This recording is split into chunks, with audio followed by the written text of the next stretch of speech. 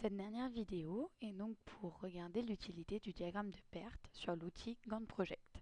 Donc comme vous pouvez le constater, j'ai rajouté quelques tâches à notre projet pour que le diagramme de perte soit pertinent. Donc nous voyons ici que toutes les tâches sont définies de manière bien distinctive. Elles comportent toutes le libellé de la tâche, la date de début et la date de fin de celle-ci, et la durée qui a été calculée automatiquement par l'outil. Donc nous voyons que certaines ont des traits bleus. Donc les traits bleus signifient que c'est une tâche qui a une date de début et une date de fin, alors que le trait noir explique en fait que cette tâche est un point bilan, d'où la durée qui est à 0. Et enfin, la couleur de fond indique donc que c'est une tâche à réaliser pour le projet, et le fond jaune indique que c'est la tâche qui va conclure le projet. Donc le diagramme de perte est en fait une manière de visualiser l'enchaînement logique des tâches du projet.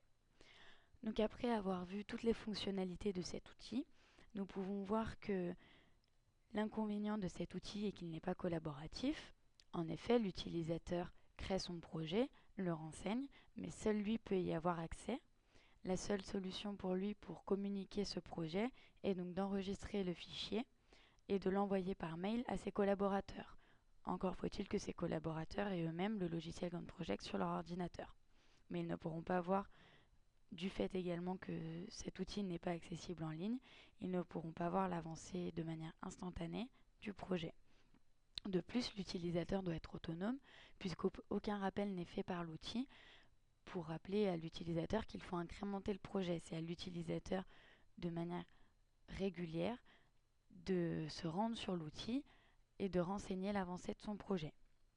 En revanche, on peut également constater que l'ergonomie est très bien faite et que l'outil est très facile d'utilisation.